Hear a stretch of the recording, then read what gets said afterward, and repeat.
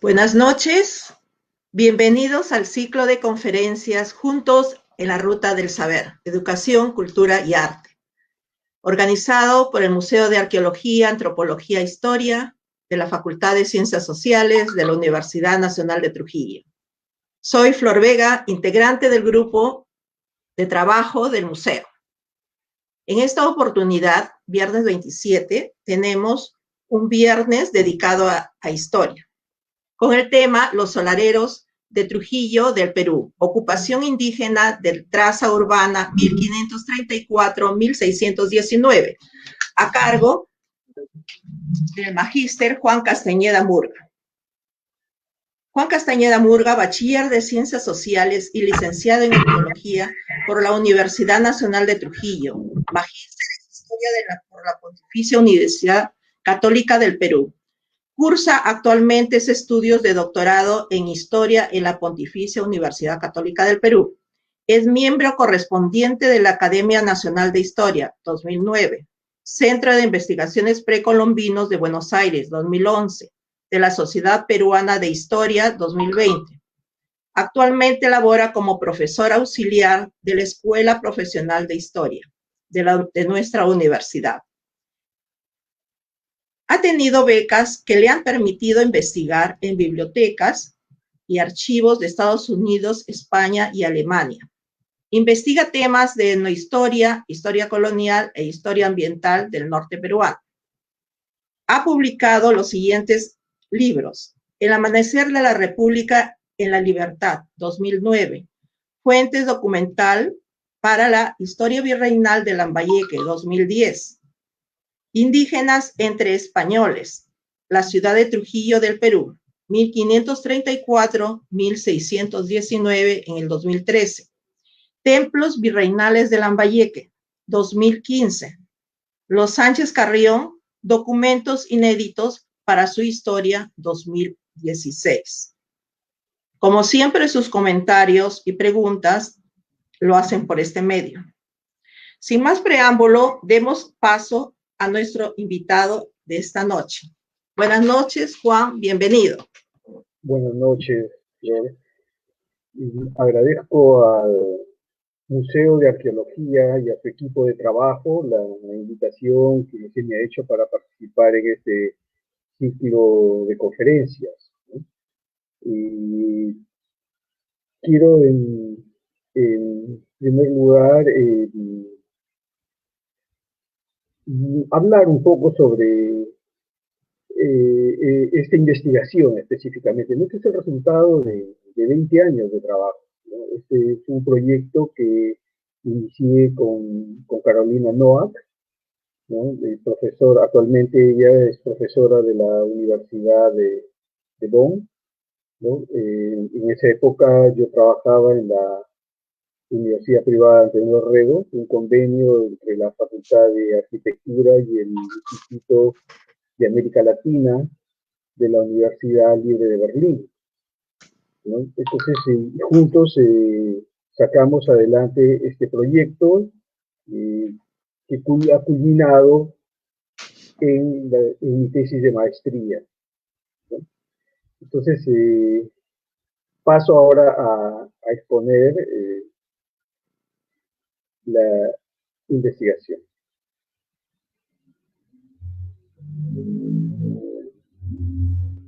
Bien. Los solareros de Trujillo del Perú, ocupación indígena de la traza urbana 1534-1619. Bien, los estudios sobre la ciudad hispanoamericana desde la década de 1980 han sostenido la idea de que la traza de las ciudades estaba poblada por españoles y criollos. En torno a la plaza estaban las casas de los encomenderos, luego seguían las casas de los españoles de menor rango, y finalmente estaban los arrabales en los que vivían los indígenas y castas, diluyéndose en el campo. Es decir, la traza es vista como una frontera entre lo indígena y lo español, ¿no? Marcando la separación entre el casco urbano y el territorio indígena. Dicha propuesta continúa, ¿no? Por ejemplo, para el caso de Mesoamérica, ¿no? En 2010, Felipe Castro, profesor de la UNAM, publicó un libro sobre las ciudades de, de, México, ¿no? Las ciudades de México. Y claro, si bien dice que los indígenas vivían en barrios, ¿no? Alejados del centro, bueno, pero que había una práctica cotidiana, pues, de coexistencia con los españoles y otros grupos, ¿no? Sea por trabajo, amistad, conyugalidad, ¿no? Pero recalcando una ocupación dual del espacio, o sea, en la que los españoles se ubicaban en el centro y los indígenas en las afueras, ¿no? Lo que estamos viendo aquí en esta diapositiva de un libro, un conocido manual que se usa todavía en las universidades norteamericanas, ¿no? Y que manifiesta pues el trazado ideal de una ciudad española en América, ¿no? O sea, de cómo estaban distribuidas, ¿no? Vemos pues que en torno a la plaza, ¿no? Aquí dice residencia de encomenderos, luego la residencia de los españoles, ¿no? Más o menos importantes, o sea, conforme, ¿no? La traza se va alejando de la plaza, disminuye pues en importancia y finalmente alrededor como un cinturón pues estaban los barrios indígenas, ¿no? Los estudios que se han realizado para el virreinato del Perú reafirman pues esta separación, ¿no? Entre lo español y lo indígena en el espacio urbano. Para Lima, tanto Paul Charney como Lee Lowry, ¿no? Estudiosos de la ocupación indígena de Lima, ¿no? Ellos sostienen pues que estos indígenas ocupaban los intersticios de la ciudad, de las grietas, ¿no? ¿Cuáles son esos pequeños espacios, ¿no? Dice, serían las tiendas o talleres, pero que sus lugares de habitación estaban a extramuros, ¿no? Para el caso del Cusco, Ramón Gutiérrez señala que hubo barrios indígenas que tuvieron, dice, un carácter de cinturón concéntrico, ¿no? Igual Lorenzo Huertas, para el caso de Huamanga, pues sostiene lo mismo, ¿no? Y también para Arequipa, Sarah Chambers identifica pues, los barrios a extramuros, ¿no? de la ciudad, ¿no? Ahora, otras ciudades del virreinato presentaron un panorama similar, ¿no?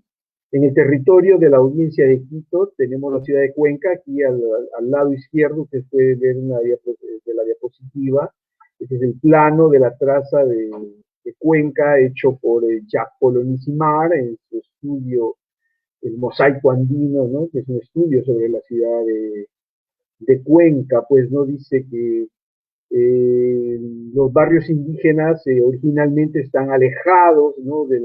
No solamente de la traza, sino de la ciudad, ¿no? Pero que avanzando el tiempo, pues los caciques terminarían viviendo dentro de la traza, ¿no? Como a su vez españoles españoles pobres viviendo entre los indígenas, ¿no? Igual, ¿no? Para Bogotá se ha trabajado, ¿no? Mónica Tirren y Jaramillo, su colega, ¿no? Sostienen que pocos indígenas ocuparon el centro de la urbe, ¿no? Que la mayoría pues vivieron en doctrinas ubicadas alrededor, ¿no? La otra imagen que vemos es de Charcas, ¿no? Charcas, ¿no? En el estudio, la actual Sucre, ¿no? El estudio que hace pues Teresa Gilbert y José de Mesa, ¿no? Ellos se identifican indígenas viviendo dentro de la plaza, y caciques ahí en la plaza, al costado de la plaza, ¿no? Ahí están identificados, ¿no? En este sector, ¿no? Estos caciques que están viviendo aquí, ¿no? En la plaza, ¿no? Pero ese sería una, una excepción, ¿no? Una excepción, ¿no? Para Chile, Jaime Valenzuela Márquez, que ese es uno de los últimos trabajos que se ha hecho sobre los indígenas, ¿no? Indígenas urbanos, ¿no? En el caso de Santiago, él sostiene, por ejemplo, que el Cabildo sí otorgó solares, pero eh, fuera de la traza, ¿no? Al otro lado del río Mapocho, ¿no? Pero que sí llegó, Márquez identifica un indígena que le dan el título de vecino. Incluso bueno, Jaime Valenzuela, él utiliza un término, ¿no? Beneméritos andinos, ¿no? Beneméritos, ¿no? Así como se les llamaba a los descendientes de los encomenderos, ¿no? Para el caso de Santiago, estos indígenas urbanos les llama pues beneméritos andinos, ¿no? A todos estos indígenas que llegan posteriormente a alcanzar el título de vecino, ¿no? ¿Y qué tenemos para la ciudad de Trujillo? ¿No? Un trabajo realizado en 1996, ¿no? Pero para un marco cronológico más tardío, un trabajo sobre Trujillo en el siglo XVII.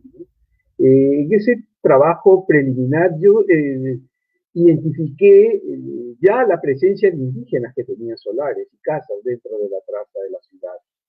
Posteriormente, el estudio de Karen Graubar, ¿no? que realizó para su tesis doctoral, demostró el papel activo de las mujeres indígenas dentro de la economía de la ciudad, identificando propietarias de casas y solares, algunos con negocios incluidos como hechicerías, ¿no?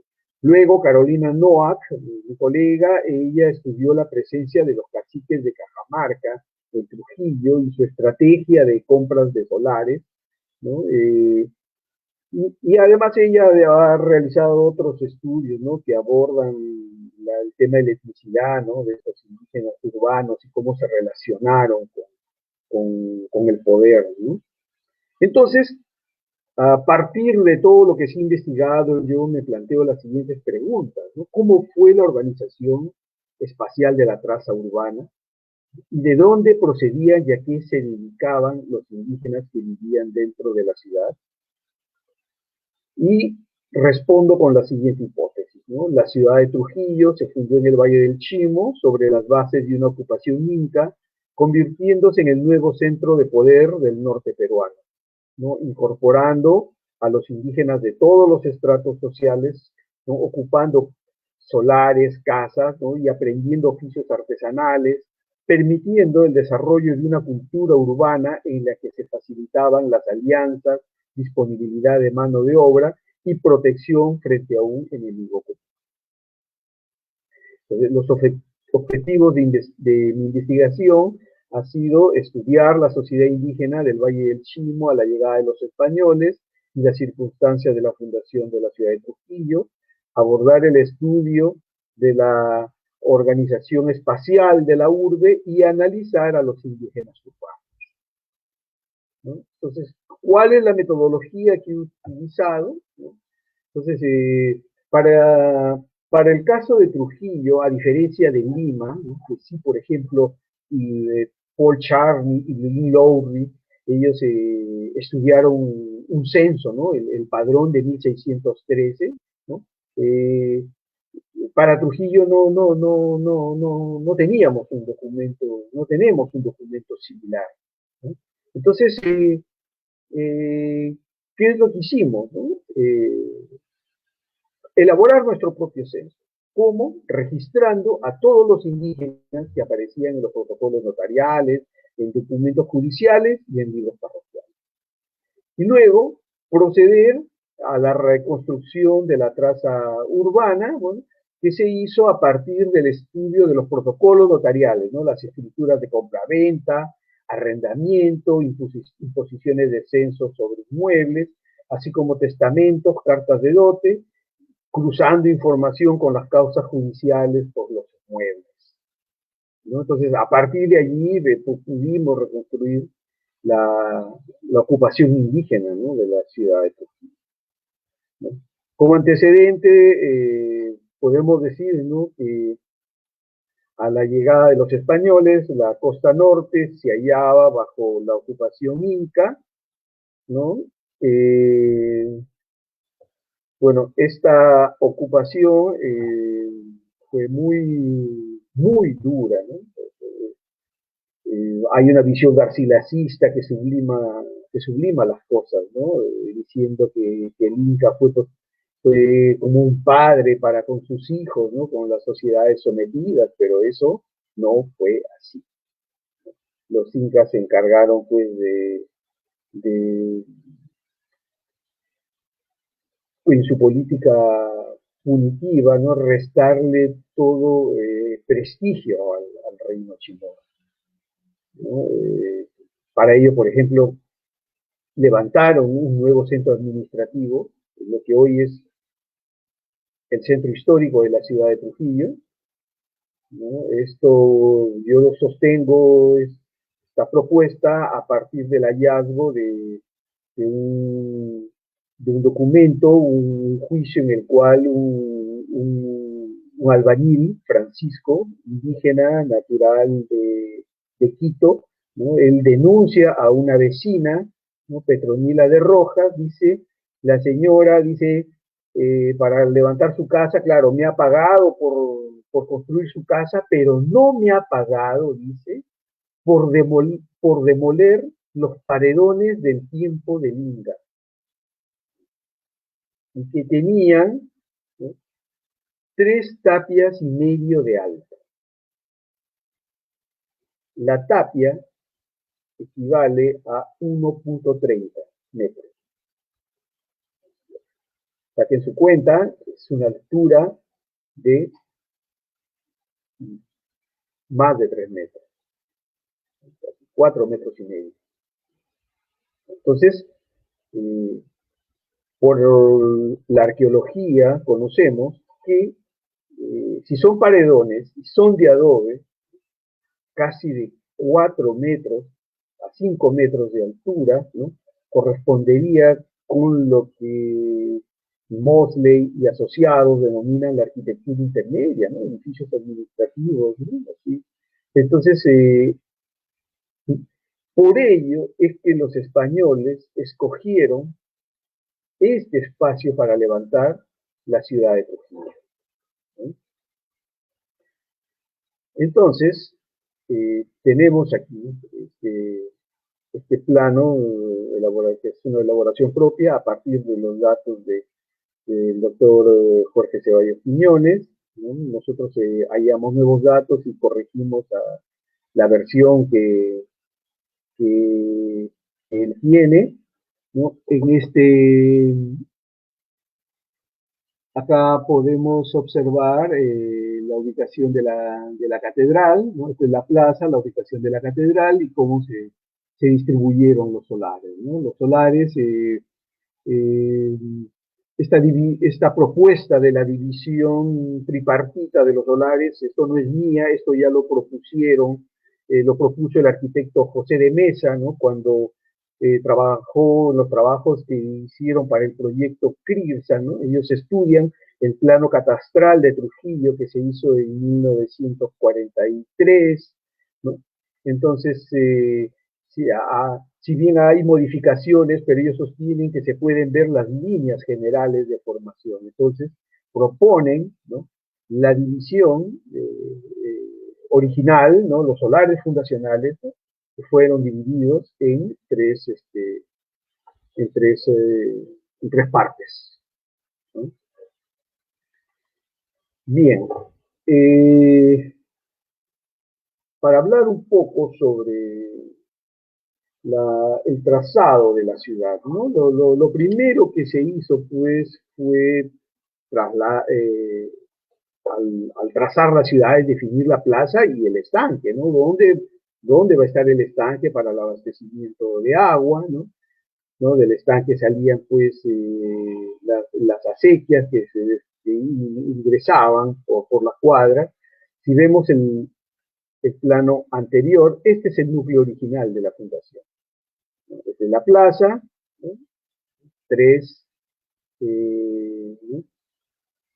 Tres columnas, digamos, de solares, ¿no? Y eh, 5 filas, digamos, de solares, ¿no? Este es el núcleo original, ¿no? Entonces, tenemos aquí la calle Orbegoso, la calle Almagro, este es Pizarro, ¿no? Y aquí tenemos Independencia, ¿no? Independencia, ¿no? Entonces, esta es la salida a Chicago. Y bueno, entonces, esto, conforme la ciudad pues, se fue expandiendo, las acequias igual se ampliaron en número, ¿no? Estas acequias ingresaban pues por cada cuadra, ¿no? Haciendo un trazo zigzagueante para llegar a todas las casas, ¿no? A todos los solares, ¿no? La casa trujillana en general, tiene su inspiración en la casa romana, ¿no? Esto que es un patrón para toda la arquitectura hispanoamericana, ¿no? Una de las propuestas de mi trabajo es la influencia indígena, ¿no? La influencia indígena en la arquitectura. Esta influencia estaría dada por los diferentes niveles en las casas. Aunque el corregidor Feijó sostiene que eso era por una prevención por las lluvias, ¿no? Pero lo que podemos ver es que el acceso a estos niveles, miren, originalmente se hacía mediante un sistema de rampas, igual que en la arquitectura prehispánica, ¿no? Eso lo podemos ver en la casa de Don Tiburcio de Urquiaga y Aguirre, ¿no? Hoy Casa de la Emancipación. Bien, y quiero entrar al tema de la ocupación indígena, ¿no? ¿De dónde procedían estos indígenas? ¿No? Para mi trabajo lo he dividido en dos etapas, ¿no? Desde la fundación hasta 1579 y luego el segundo periodo desde 1570 a 1619, ¿no? O sea, considero que el gobierno del virrey Toledo marca un antes y un después, ¿no? Porque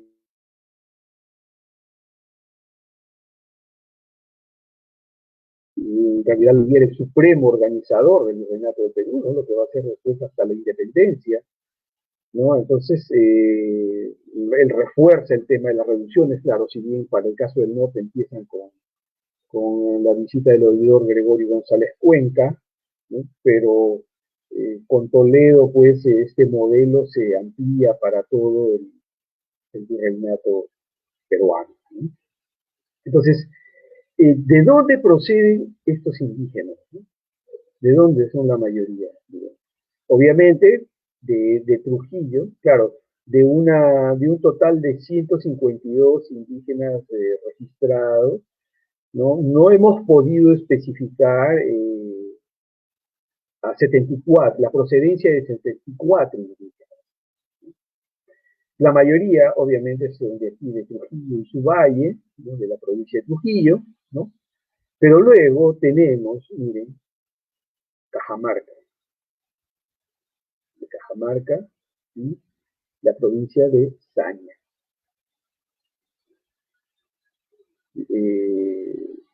Hay una relación transversal muy fuerte, creo que viene desde la época prehispánica, ¿no? Ya esto lo ha destacado Carolina Noack, ¿no? Cuando habla sobre la presencia de los caciques de Cajamarca aquí en la ciudad de Trujillo,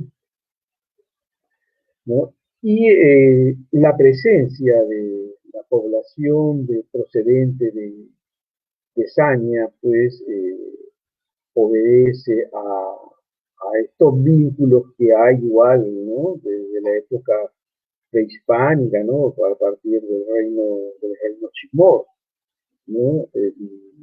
Recuerde que también los incas movieron poblaciones, ¿no? Ya Patricia Neverly nos habla de la presencia de indios de Tucumán trasladados por el Inca, ¿no? Para levantar muros en el valle medio de aquí del Moche, ¿no? En la zona de Coyambay, ¿no? Pero, ¿qué, ¿qué indígenas son los que viven aquí en esa época? No solamente vivían caciques, ¿no? Sino también indígenas del común, ¿no? Artesanos, albañiles, ¿no? Eso lo vamos a ver más adelante, ¿no? Y luego, ¿de dónde? ¿De dónde, no? Hay de la provincia de Luya, perdón, de Piura es el otro número, ¿no? La otra cifra importante, bueno, que se reduce a 5, ¿no? De Luya, de Lima, de Chachapoyas.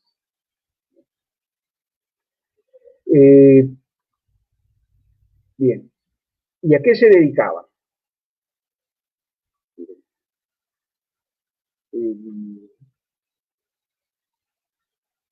De un total de estos 152, ¿no?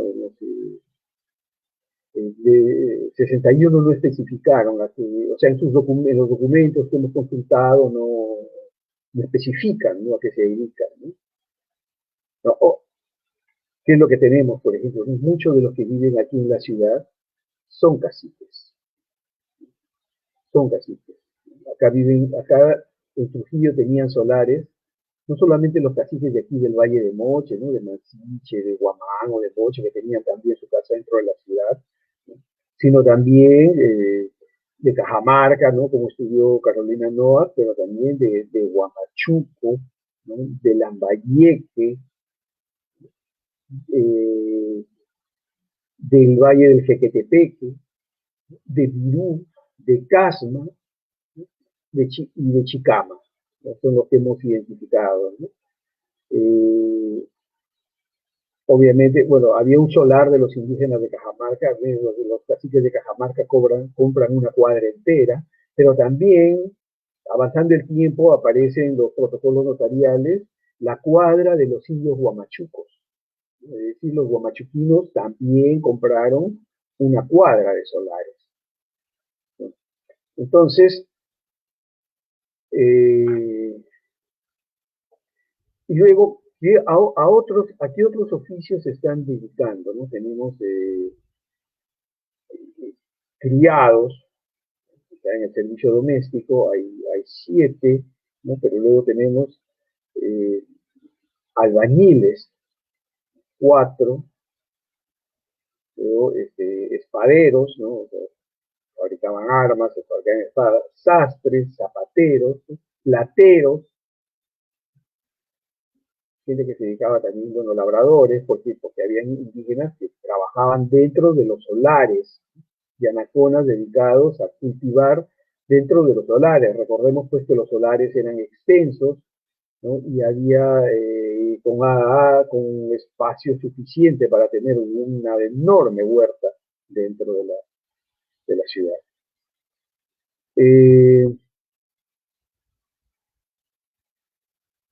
Bien, ahora la distribución.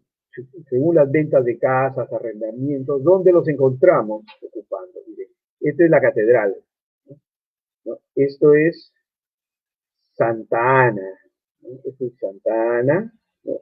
Aquí está el estanque, ¿no? Entonces, los encontramos viviendo ¿dónde? Primero, originalmente acá. Aquí está el asiento de los indígenas de Cajamarca, ¿no? O sea, originalmente estos indígenas de cajamarquinos estaban aquí a las afueras de la ciudad, ¿no? Y en 1559, en diciembre, ¿no? El 31 de diciembre, ellos ante el notario compran, ¿no? Se compran toda esta cuadra. Toda esta cuadra. Luego también hemos registrado otro indígena viviendo aquí, ¿no? Esto es la calle Independencia, la cuadra 6, ¿no? Este es el convento de San Francisco, toda esta cuadra es el convento de San Francisco, y había un indígena, un cacique viviendo acá, en esta zona, ¿no? Y también indígenas que están viviendo acá, pues en la salida a Chicama, ¿no? En la salida a Chicama. Y luego, de 1570 a 1619, miren cómo cambia el panorama, ¿no? Hay una ocupación mucho más fuerte, ¿no? Para esta época contamos con la relación del anónimo trujillano, que ha sido fechado en 1604, ¿no? En el que él describe la vitalidad de la ocupación indígena. Él dice que hay muchos indígenas artesanos y que otro tanto de indígenas criados viven pues con sus patrones, ¿no? En sus casas, ¿no? Entonces este dato nos refleja pues esta fuerza que tiene la ocupación indígena aquí en la ciudad, ¿no? ¿Y qué es lo que vemos, ¿no? La mayoría, ¿de dónde proceden? ¿De dónde están procediendo? ¿No? Obviamente, ¿no? La mayor parte de aquí del Valle de Moche, ¿no? Hay, bueno, aquí en esta tabla hemos colocado cómo es que aparecen los indígenas, ¿no? Algunos indígenas tienen apellidos españoles y que los hemos reconocido por otros documentos, por eso es que acá dice indio entre paréntesis, ¿no? Luego indio, ¿no? Luego indio criollo. El indio criollo es el indígena que ha nacido dentro de la ciudad. Indio criollo ladino, que habla, o sea, quiere decir que habla español. Luego la categoría indio ladino, indio yanacona, yanacona, ¿no? Entonces, bueno, la mayoría son de aquí, de esta zona, de acá de Trujillo, ¿no? Y luego, ¿qué tenemos? ¿No? ¿Quiénes siguen en cifra? Igual, los de Cajamarca. Los de Cajamarca, miren, de Cajamarca hay 43. Hay 43, ¿no? Luego les siguen las de la provincia de Huamachuco, ¿no? Hay 22, ¿no? Luego, en orden así de importancia, de la provincia de Saña hay 16, hay 16. Luego hay 10 de la provincia de Guaymas, ¿no? Y luego se distribuye, pues ya va bajando, ¿no? Hay indígenas procedentes, pues hay de Chachapoyas, Conchucos, de Cusco, de Huamanga, de Huánuco, claro, ya en cantidades, en poquísimas cantidades, ¿no? De Lima, Loja, Luya, Piura, Popayán, Quito, ¿no? Cartagena de Indias, ¿no? Es variopinto, ¿no? La procedencia de estos indígenas, ¿no? ¿Y a qué se dedican? A ver, aquí se amplía el espectro de los oficios. Se amplía el espectro de los oficios, ¿no? Igual, ¿no? Hay un gran número de caciques, ¿no? Hay 42, ¿no? Pero luego, miren, las cifras más importantes en trabajo son los del servicio doméstico, ¿no? Hay 68, ¿no? De un total de 530 hay 68, ¿no? Luego tenemos ya los sastres, ¿no? Sastres, ¿no? Zapateros, ¿no? Son oficios importantes, ¿no? Que están relacionados pues con el vestido, ¿no? Bueno, hay un sombrerero también. hay un indígena, un abridor de cuellos, ¿no? Me llamaba la atención, un abridor de cuellos. Originalmente pensé que era un matarife, una persona pues dedicada a matar animales, ¿no? Pero no, el abridor de cuellos es el que fabrica las gorgueras. Miren, o sea, el nivel ya de occidentalización de estos indígenas, ¿no? Que ya aprenden a fabricar ropa española, ¿no? O sea, y sofisticada, ¿no? Como una gorguera. Una gorguera no es fácil de hacer, ¿no? Y lo hay de distintos tipos, ¿no? Eh, luego tenemos también arrieros, ¿no? Estos arrieros que están yendo y viniendo, ¿no? Estos arrieros no son de acá, ¿no? Pero tienen Catacao, ¿no? La mayoría son de Piura, son de Catacao, ¿no? Mi amigo y colega Pavel Elías de la Universidad de Piura, ¿no? Él tiene un trabajo al respecto, ¿no? También sobre los arrieros, ¿no? De la importancia de estos arrieros de catacaos, ¿no? Que están recorriendo todo el virreinato. Entonces, estos arrieros, por ejemplo, tienen casa acá en Trujillo, ¿no? Y en un documento, uno de ellos decía, ¿no? Que tenían casa en Trujillo porque era un punto medio entre Lima y Piura. Entre Lima y Piura. ¿No? Luego hemos identificado, bueno, los aprendices, ¿no? Los quienes están aprendiendo oficios, ¿no? Aprendiz de barbero, platero, sastre, ¿no? Y también hemos identificado una nodriza, una ama de leche. ¿No?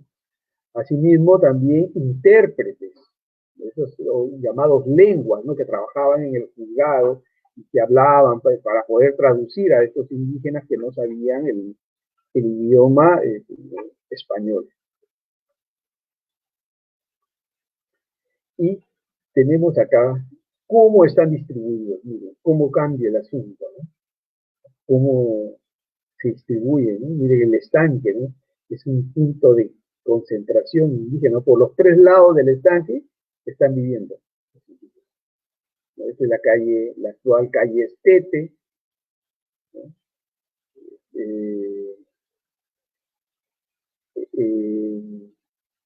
Luego tenemos la calle Bolívar, esta es la calle Bolívar, esta es la calle de Almagro. En Almagro hay indígenas que viven, recuerden que aquí está la parroquia de San Sebastián, ¿no? Que era de indígenas. Bueno, aquí inclusive habían dos parroquias indígenas, San Sebastián y Santa Ana.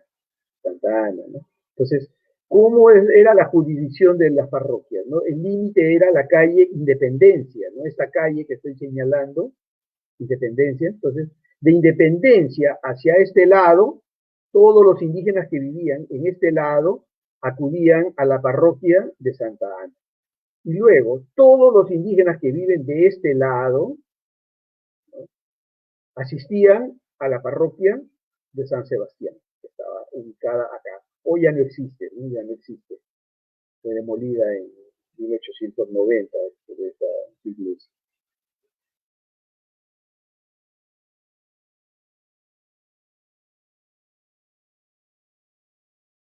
Tenemos indígenas en una tienda, ¿no? Luego acá también, bueno, muchos indígenas son propietarios de solares, miren, porque lo han heredado de sus encomenderos, ¿no? Estos encomenderos al momento de morir como parte de la restitución, ¿no? Que era un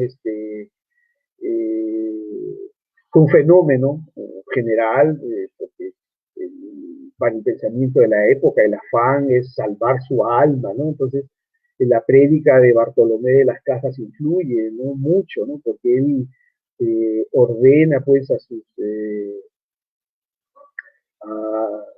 a los frailes de Santo Domingo, pues, que no absuelvan a ningún conquistador, que no devuelva todo lo que haya robado, ¿no? A los indígenas desde que entró, ¿no? Entonces, estos indígenas están heredando, estos encomenderos están heredando a sus indígenas, ¿no? A través de sus caciques, pues, casas, ¿no? Para que, por ejemplo, se salgan las arrienden y por medio, pues, puedan, ayuden a la paga del tributo, ¿no? Entonces, para concluir, ¿no? La villa de Trujillo se fundó en el Valle del Chimo, en fecha desconocida de 1534, sobre un centro administrativo inca, ¿no? Este centro se llama Canda, es el cronista Herrera el que nos brinda el dato, ¿no? Exacto. La ciudad de Trujillo, bueno, es la continuidad de la traza en Damero que empieza a gestarse en el campamento de Santa Fe en Granada, ¿no? Y las viviendas incorporaron elementos de la arquitectura nativa, ¿no? Los indígenas empezaron a ocupar la traza de la ciudad desde su fundación debido a la necesidad de fuerza de trabajo para la construcción de las casas e iglesias y para la servidumbre doméstica, y conformaron una cultura indígena urbana y defendieron su permanencia en la ciudad. Hubo dos intentos en el siglo XVII de ordenanzas de virreyes que los indígenas debían irse a vivir a sus pueblos, y estos hicieron memoriales, ¿no? Diciendo que ya vivían muchos hasta por 3 generaciones, ¿no? Que estaban asentados y que ellos con su trabajo contribuían al servicio de la mita, ¿no? Ya sea limpiando las calles, preparando arcos para la entrada de los reyes, adecuando los espacios para las corridas de toros, ¿no? Ellos señalan todas las actividades que hacían, ¿no? Y además expusieron de que irse a sus pueblos era estar a la merced del abuso del cacique. Es decir, estos indígenas aprendieron a vivir en una ciudad y también a gustar de la vida urbana, a gustar de vivir en la ciudad. Muchas gracias.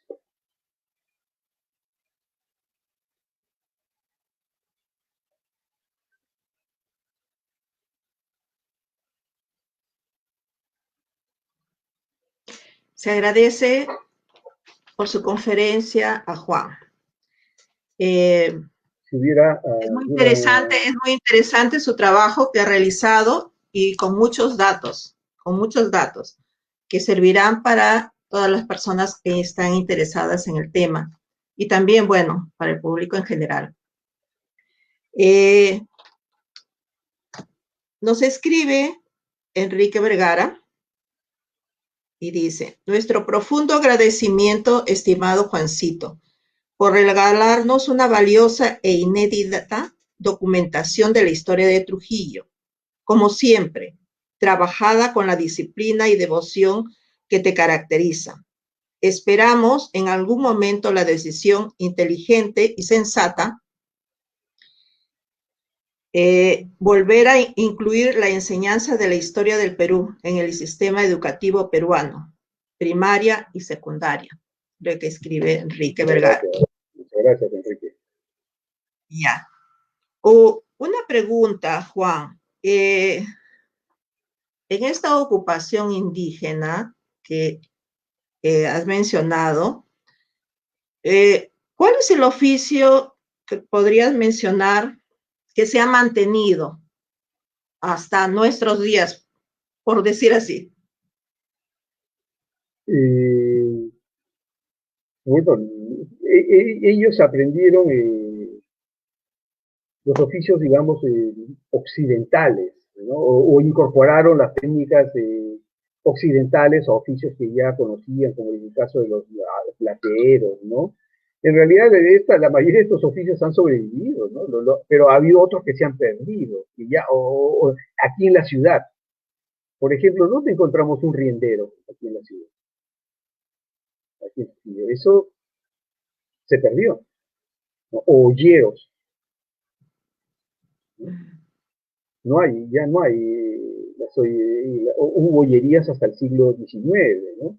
El doctor Ceballos decía, ¿no? Que él cuando llega acá a Trujillo en la década del 50, él dijo que se admiraba de que no hubieran artesanías, como en otros lugares del Perú. O sea, ni siquiera una quema de ollas, decía. ¿no? Lo único que sí, bueno, él destacaba era unos adornos que usaban las mocheras en la cabeza, ¿no? Que eran una especie de peinetas con unos resortes como que se movían, ¿no? Que usaban en la parte posterior, ¿no? Decía, era lo único que veía, ¿no?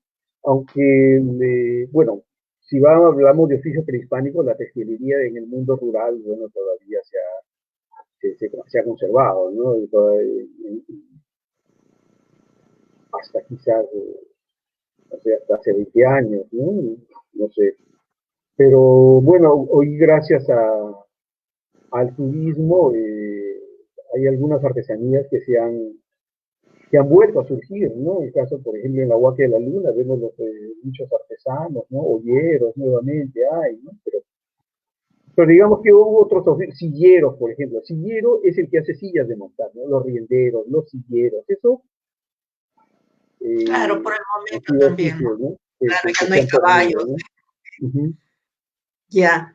Y dime, ¿y cómo está la arqueología histórica acá, en Trujillo, en el Perú? ¿Cómo va ese tema de la arqueología Bueno, histórica? bueno, a partir de la década del 2000 ha habido como un despegue, ¿no?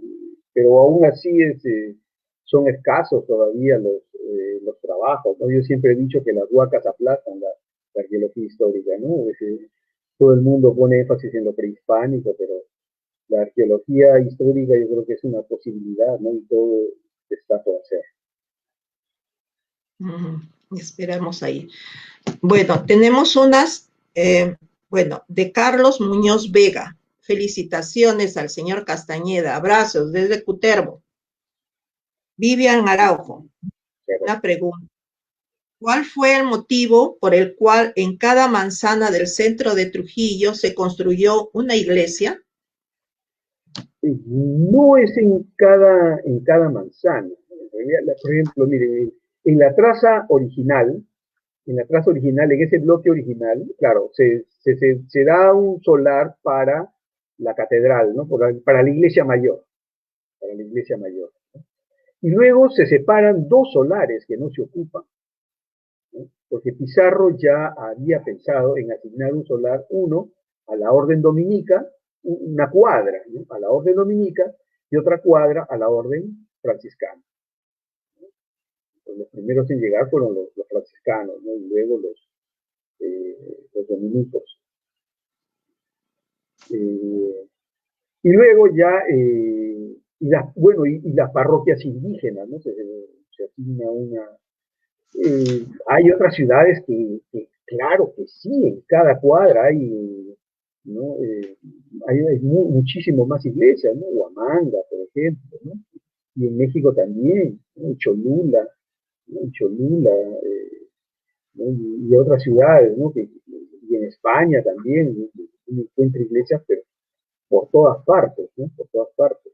Yo diría más bien que aquí en Trujillo es escaso, ¿no? Si comparamos con otras ciudades panamericanas. Gracias. ¿Cuántas órdenes ha tenido Trujillo? ¿De cuántas órdenes estamos hablando? Ya, bueno, Órdenes religiosas. las primeras órdenes que llegan acá a Trujillo son bueno, son los franciscanos, los dominicos, bueno, los mercedarios. Bueno, los mercedarios decían ellos que fueron los primeros en llegar. Claro, Pizarro deja esos espacios para los dominicos y los franciscanos, pero ellos llegan después. Primero llegan los mercedarios en 1539, ya hay un vecino que les hace una donación, ¿no?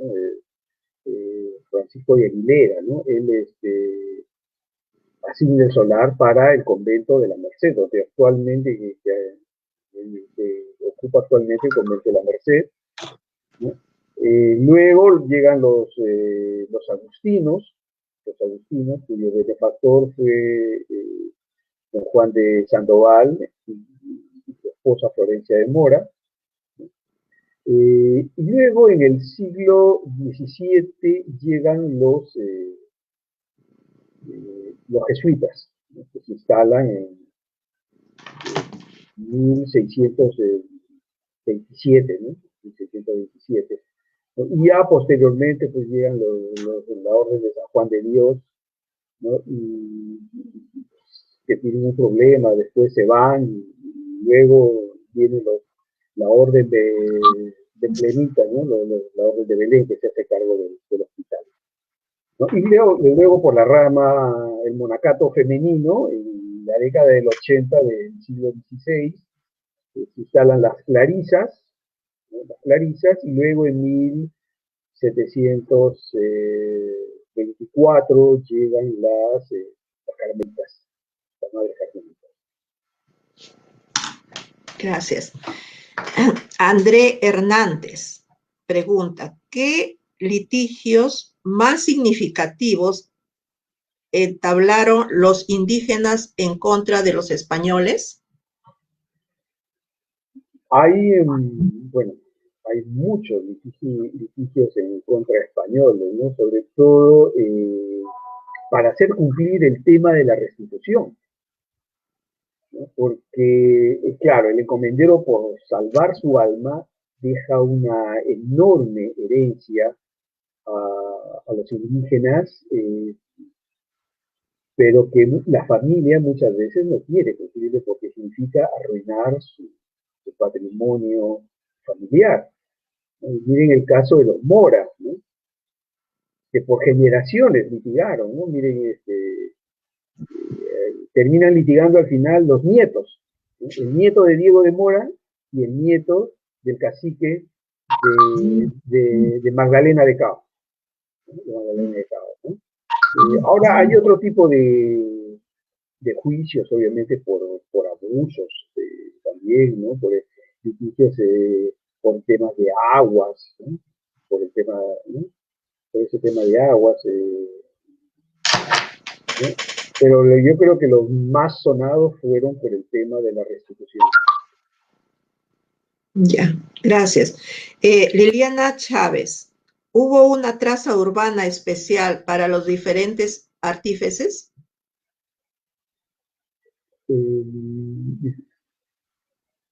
No. Bueno, si te refieres a que si se sectorizaron la ciudad de acuerdo a los oficios, bueno, originalmente creo que, no, eso de repente es más tardío, ¿no?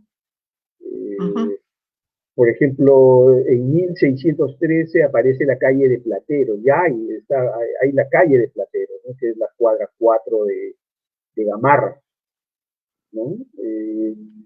Y luego posiblemente hay otra calle, ¿no? La calle de la Ollería, por ejemplo, que está en Estete, ¿no? Ya en la cuadra final, ¿no? Pero eso ya es muy tardía, ¿no? Ese ya del siglo XVIII, ¿no? En realidad estaban distribuidos por todas partes, ¿no? Los sastres, zapateros, ¿no? Sobre todo los oficios ya ya avanzando el siglo XVII y entrando al siglo XVIII. Hoy estoy estudiando yo el siglo XVIII para mi tesis doctoral. Por ejemplo, los zapateros estaban distribuidos, pero por toda la ciudad, igual que los sastres.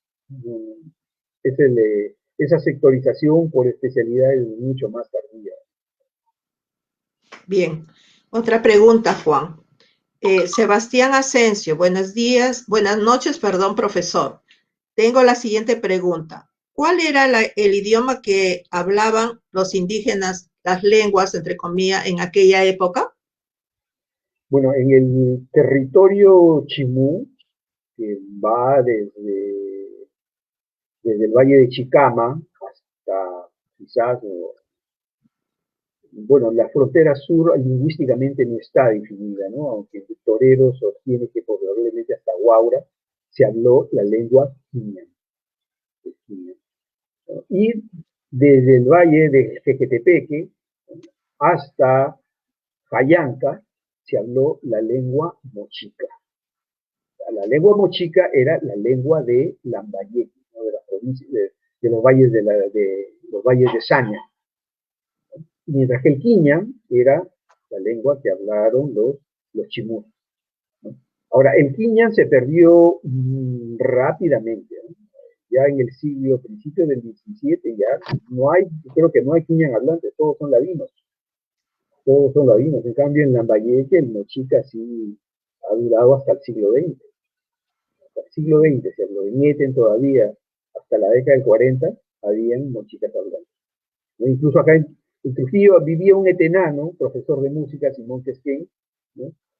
Considerado el último hablante, ¿no? de la lengua mochica, ¿no? Cuyas grabaciones están en el Instituto Iberoamericano de Berlín. Bueno, otra pregunta. Víctor H. dice, ¿cuál de las iglesias para indígenas fue el primero? Gracias. Bueno, probablemente la de Santa Ana, ¿no? La de Santa Ana. No tengo las fechas exactas, ¿no? Pero bueno, si aceptamos que el último rey chimú, don Antonio Chayhuac, ¿no? Fue enterrado allí. Don Antonio Chayhuac fue enterrado en la iglesia de Santa Ana. Y por la noche lo profanan su tumba, bueno, su propia gente, ¿no? Le sacan y se lo llevan a enterrarlo a la Huaca de Toledo. Se lo llevaron a la Huaca de Toledo. No, perdón, la Huaca de Yomaguillohuán. No es la Huaca de Toledo, la Huaca de Yomaguillohuán, ¿no? Allí, no, pero entonces esta debió ser la primera iglesia para indígenas, porque la primera iglesia que se funda es la iglesia mayor, la primera iglesia, es la iglesia mayor, ¿no? Las otras iglesias se fundan en necesidad de la población indígena que está llegando a Trujillo. A Trujillo está llegando población indígena en Mitaya, que se necesita para las obras que se están haciendo, para levantar las casas de las iglesias. Por ejemplo, miren, Melchor Verdugo llegó a tener 800 indígenas aquí en la ciudad. ¿Y trabajando dónde? Dice, ¿no? Trabajando en la obra de la catedral. Es bastante. Ya, gracias. Otra pregunta de Ángel León León. Buenas noches, señor Castañeda. ¿Es correcto que al ser comprada una casona al término del siglo XX, se cambia dicho inmueble y se le nombre con el apellido del actual propietario? ¿No crea una confusión en la arqueología histórica?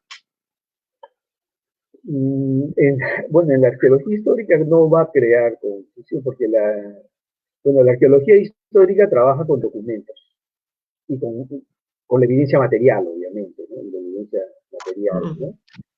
Y mediante los documentos se puede identificar los nombres de las personas por más que el dueño actual le ponga su nombre, ¿no? Su nombre, ¿no? Ya. Otra pregunta de Marisabel Paredes. Gracias por la interesante información compartida. Definitivamente los indígenas fueron una fuerza laboral indispensable y es interesante conocer cómo progresivamente se fueron incorporando como pobladores estables de la ciudad, probablemente con negocios propios. Otro, Mireille Garra, felicitaciones y muchas gracias por los aportes. Juan Nomberto, buenas noches, profesor. Dentro de esta traza urbana en donde se ubicó el mercado, ¿existieron algunos problemas relacionados a este caso? Bueno, el mercado en principio funcionaba en la plaza. La plaza era una pampa de tierra y en ella, como en todas las ciudades, se expendían los productos, ¿no? Y no va a ser sino en el siglo XIX cuando en realidad se llegan a ejecutar lo proyectado durante la reforma borbónica, ¿no? Los borbones apuntaron a recuperar el espacio urbano, ¿no? Entonces, en este caso la plaza, que era el espacio más importante. Entonces, recién se radica casi pero en la década del 40, ¿no? En la década del 40 se se lo, se lo reubica en lo que fue la huerta del convento de San Agustín. O sea, donde es ahora el mercado central, ¿no? Esa era la huerta del convento de San Agustín. Pero originalmente en el siglo XVI el mercado es en la plaza. Bien. Bueno, a nombre del Museo de Arqueología, Antropología e Historia, se agradece a Juan Castañeda por su conferencia y, bueno, para que tenga las últimas palabras.